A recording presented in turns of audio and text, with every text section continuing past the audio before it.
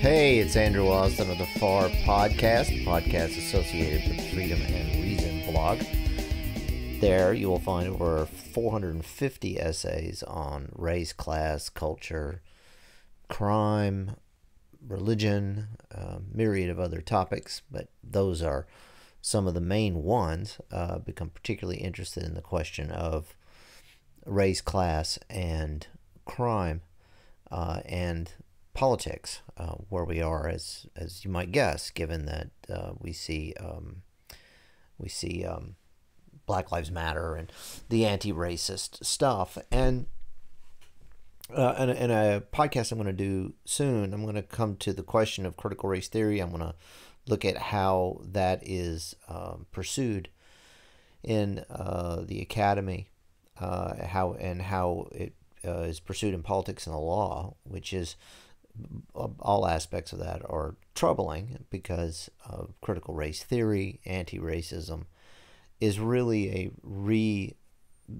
recasting of racist ideas in new language that attempts to deny its racist character. That's part of what I want to talk to you about today. I've been doing a lot of thinking about the current tendencies that we're now experiencing in the West.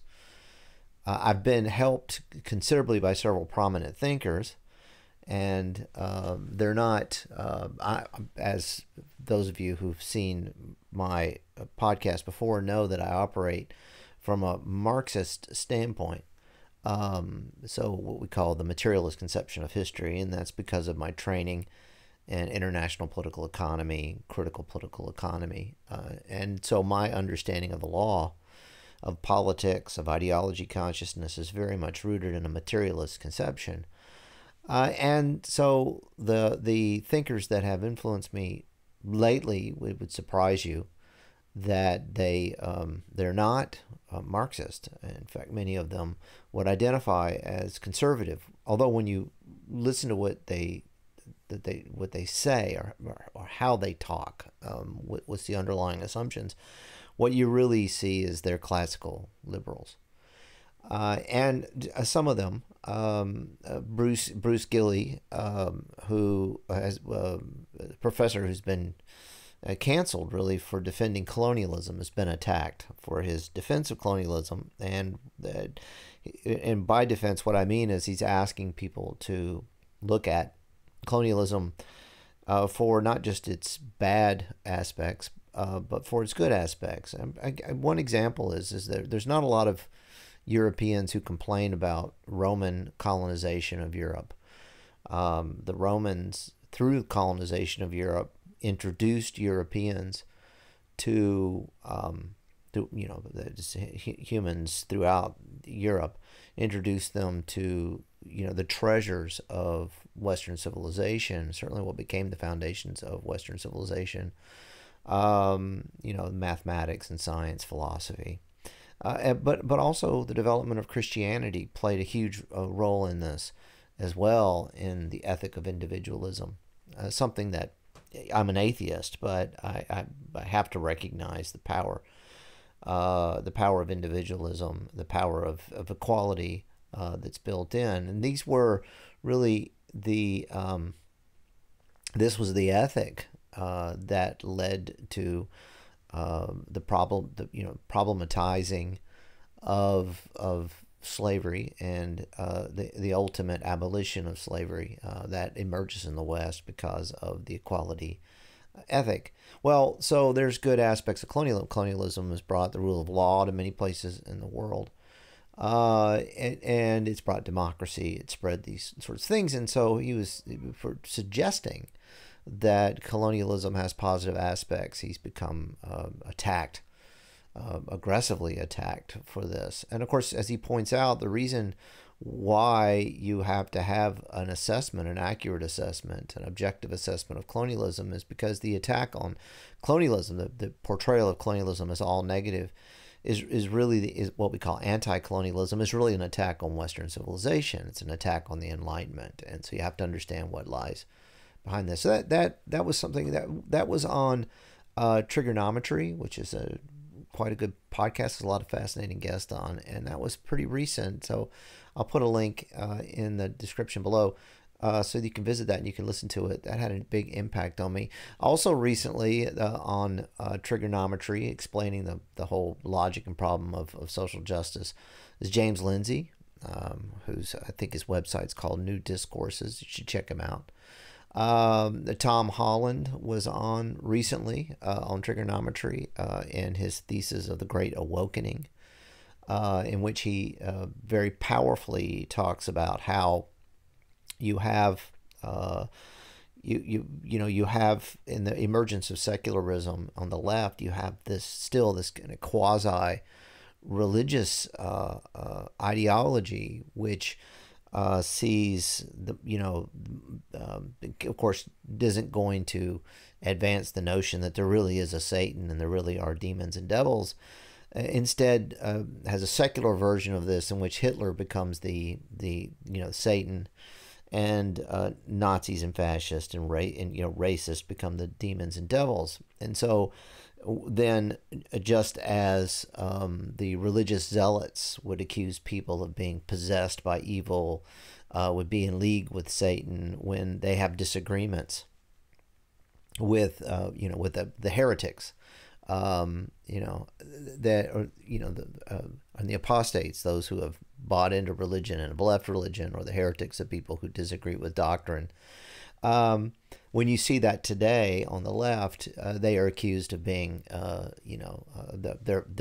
their leaders, perceived leaders like Donald Trump, become Hitler, and they become Nazis, fascist, racist, and so it's and this is a extremely important point to understand that the left, the new left, has become quasi-religious. I would say, I don't want to say movement, because a movement would suggest that it's in opposition to the establishment, but it's not. It actually is part of the establishment. I'll get into that. On the Brennan O'Neill show, as Brennan O'Neill is a libertarian, British libertarian Marxist. The argument he makes is very much in along class lines, and he's an opponent of identitarianism, race identitarianism, and various other aspects of the new left. He had Daniel McCarthy on, who identifies as a conservative. He's the editor of The Modern Age. And he's on making the case for Trump about what's going to happen if this new left tendency finds itself fully in power. And Victor Davis Hanson, his speeches have been important for understanding a lot of this. Heather McDonald's criticisms of diversity and her work on the war on cops has been very helpful. And there was a recent on Brendan. These weren't on Brendan O'Neill. Those were in various speeches and talks and interviews and other programs. But also on Brendan O'Neill, Thomas Frank appeared recently talking about populism. And so with all of these, there are various problems with the argument. So Frank's argument, he tends to conflate progressivism with populism, and so that's a problem. So and he tends to think that rather than liberals being what we would identify today as conservatives, and many people would, he tends to also lump liberals with progressives, and lump liberals with populists. And of course, there is the classical liberal streak in populism. But what he's identifying as liberal doesn't really fit. So he makes this really important argument about populism, but he gets very confused. That's just an example of, because except for Brendan O'Neill, the others I'm talking about are not approaching this from a materialist standpoint. And I think that Brendan O'Neill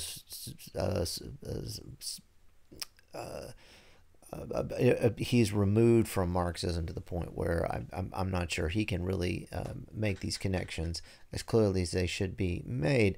Where, again, to go back to what I said in the beginning, I think where the real the benefit of these insights help me a lot, but what really pulls it all together is international political economy, the materialist conception. Now, people who identify on the left are it can't help at all the political cultural left.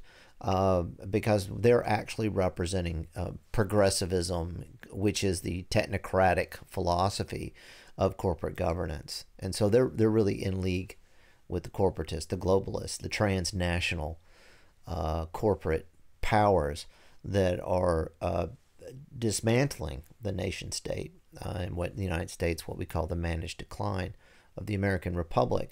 And so what through the help of these thinkers and through critical Marxian analysis, and we're talking not neo-Marxist analysis, and a critique of that, the whole what's sometimes referred to as cultural Marxism is very problematic. I'm talking about historical materialism, going back to Marx and his analysis advanced in his various works. What I've seen, what I've come to see very clearly is that there are two divergent developments, and this should trouble any freedom-loving person. You don't have to be a Marxist to be concerned about this. In fact, I would insist that, I'm except on the question of political economy. That is, I think capitalism is a problem, although it's not. Free market capitalism is certainly a lot better than totalitarian socialism. So I don't want anybody to get me wrong about that. Recently, saw an interview with Christopher Hitchens, of course, was made a while back, in which he argued that the most revolutionary force in the world today is capitalism, because socialism has just become so authoritarian, so static, and so there's a real problem with modern socialist thinking. But beyond my critique of political economy, the liberal freedoms of free speech, of secularism, separation of church and state, etc., all of these are very important. And I'm very much a libertarian, classical liberal, in that sense. So what are these two trends that we have to really worry about? Well, one is this critical theory trend, neo-Maoist, post-colonialism, postmodernism, race identitarian. You see this in critical race theory, critical legal studies, and I do a lot of critique on this on my blog, and I'm going to get into, as I said in an upcoming podcast, I'm going to get into the critical race theory problematic, which will really lay all this out. But it's this idea that we should see human arrangements in terms of groups, of identity groups, that we should think first of groups and only later as individuals. So rather than seeing people as individuals, and it's very important to do that. It's very important to stop seeing people in terms of all these various identity groups, because as individuals, then you can behold the class relation and you can begin to develop actual politics that could help people. But they want you to see groups first, in the same way that the racists did before we dismantled that system, to see everybody in terms of their groups. Or it's a very tribal view, and it's the new left. It's what we call new left, as opposed to the old left. The old left believed in civil rights, believed in individualism. The new left is very different. It comes out of a non-Western. A big chunk of it comes from a non-Western influence, obviously with Mao Zedong thought, but it also then gets horribly fused with French postmodernist, post-structuralism, and so forth, and then that winds up informing the development of the New Left in the 1960s. This is the tendency that's currently burning down America, and in fact, it riots in Europe as well, and incorporating a lot of the rhetoric that's developed in the United States. It's manifest in progressive politics at levels on up into the Democratic Party, and it's in the academy. This is the ideology that is really warping the minds of youth in Western societies. It's a crack theory of history and social arrangements. It's an utterly incoherent worldview, because it as religion is, because it's all about abstractions. I've spent quite a lot of time on my blog talking about the fallacy of misplaced concreteness and reification, and the way in which you have this the abstract abstract concepts, abstract world becomes, is concretized, if you will, or made to appear as if it's a reality through a rhetoric that asserts its existence. And that's the way religion works. So it's very much a quasi-religion. It's illiberal in attitude, because it believes it has the truth. Anybody who criticizes it isn't viewed as a debate adversary, but is rather viewed as a moral adversary, as the enemy, somebody that needs to be crushed. Even though that the liberal standpoint is about opening up society and having a free exchange of ideas, and that's the humanist view, and wanting to improve the human condition, human rights, and so forth. This view, in its illiberal attitude, is very authoritarian. It's totalitarian in character. So you see the emergence of diversity, inclusion, programming. All of a sudden, academic departments and administrative departments have to sort of take a loyalty oath. They have to swear to a particular view of diversity and inclusion, and for promotion and for hiring and all kinds of things. And I'm not going to get into that. I'll get into that with the critical race theory argument. But it gets into the whole idea that we should have proportional representation of racial groups, right? Proportional representation of these various identity groups. Rather than evaluating people as individuals, evaluate them as members of a tribe. So this tendency, what it does is it directs activists and administrators to organize institutions and assess and evaluate individual thought and behavior on the basis of race identity and other identities, and not see them as individuals. Now, the second development is the transnational corporate power, the development of transnational corporate power. That's in business, the culture, industry, in media, is what we call the establishment. And what corporations are doing is they're weaponizing that first tendency to delegitimize the Enlightenment and democratic republicanism. They're working to dismantle the international system to establish a global neo-feudalist order. And again, I've written about this as well. It's a new aristocracy that will rule the masses. It'll exist across transnational lines. It's astonishing to me, and it's embarrassing, frankly, because I didn't immediately see it clearly myself. And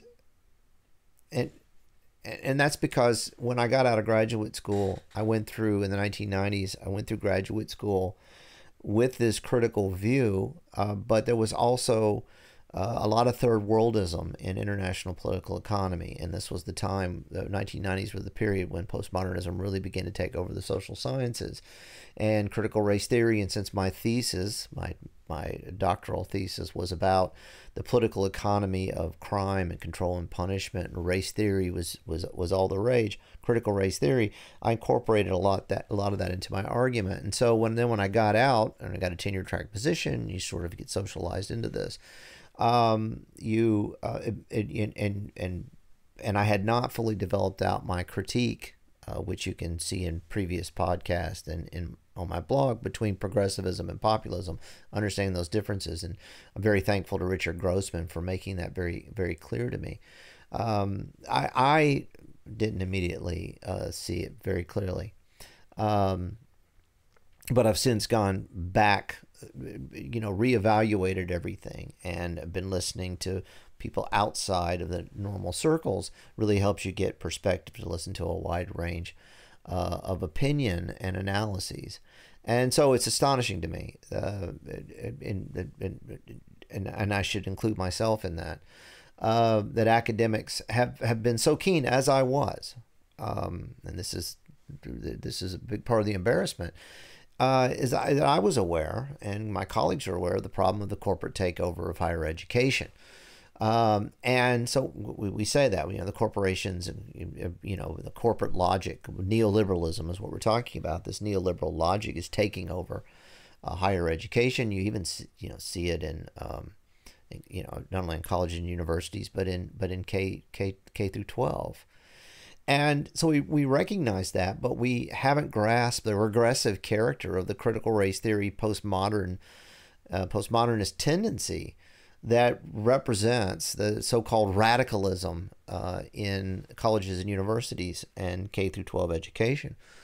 So, the Howard Zinn type approach. And this is what confuses a lot of conservatives, people on the right out there, is that why they think this is like a socialist takeover of the university, a socialist takeover of their society, because they see these what they perceive as radical ideas, but they're not radical. They're not radical because they're actually a projection of corporatism, of corporate logic, progressivism.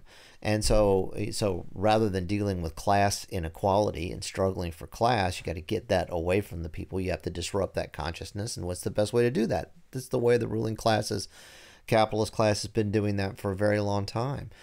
You divide them by race. You group them by tribes. You create these inner tribal antagonisms, and you keep them fighting. And so that's the strategy. So what you see happening out on the streets, what you see happening in the academy, there's a reason why the administrative offices, administrators at the universities and colleges, are all about diversity and inclusion at the same time that the administrators at these corporations are all into diversity and inclusion. And so then the people out on the streets, they're just parroting the rhetoric that from human resources. And I've written extensively about this on my blog. What I'm doing now is I'm pulling those pieces together and showing you how they make that connection. You have to think about it. So you see the tendency. You see it in advertising and marketing. You see it in professional basketball, professional football. You see it in curricula of colleges and universities. You see it in the HR departments and their policies, diversity, inclusion. It's all there. As if corporations would promote anything truly subversive, as if they would promote anything truly radical. Why are they behind it? Why are they bankrolling it? Why are they funding it? Because it's useful to them. And people are really naive about it. And again, I came around to it. I'm a little bit embarrassed I didn't come around to it sooner. In one sense, it is radical. This whole thing is radical in one sense, in that it's a radical departure from the old left politics that emphasized class, humanism, liberalism, secularism. It's radical in the sense that it is dismantling the American Republic, that it's weakening and dismantling nation states around the planet. And it's a radical transformation of society, if you want to use the word radical in that way. Why else would corporate elites who stifled old left politics for more than a century, longer than that, really, if you think about it, why would they push the new left tendency? Why are they behind it? And again, when you recognize progressivism as the ideology underpinning the technocratic logic of corporate governance, you can begin to put this together. So who's the presidential candidate? We're looking at an election that's going to happen soon. Who's the presidential candidate of the new left tendency? It's Joe Biden. All right, Joe Biden was a United States Senator from Delaware for nearly 40 years. And they want to paint Biden as Joe from Scranton.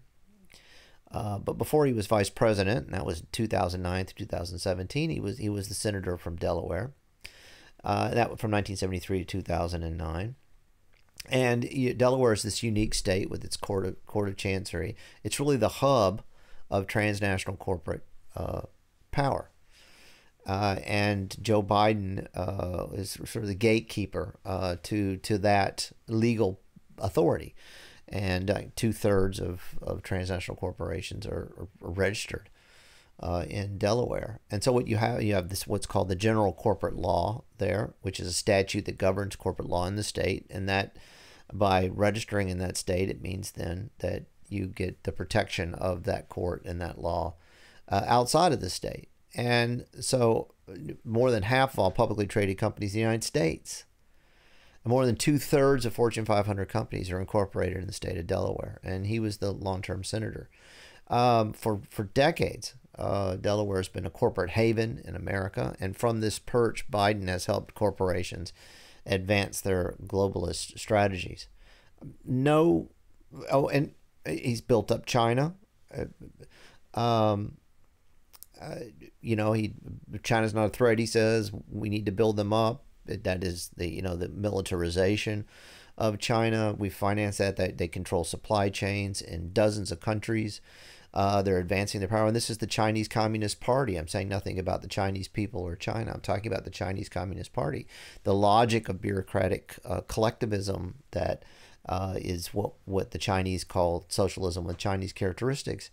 That dovetails with the bureaucratic logic of corporate power, and so you have this is the transnational, nascent transnational ruling class that Joe works for. That's who he facilitates. He's more than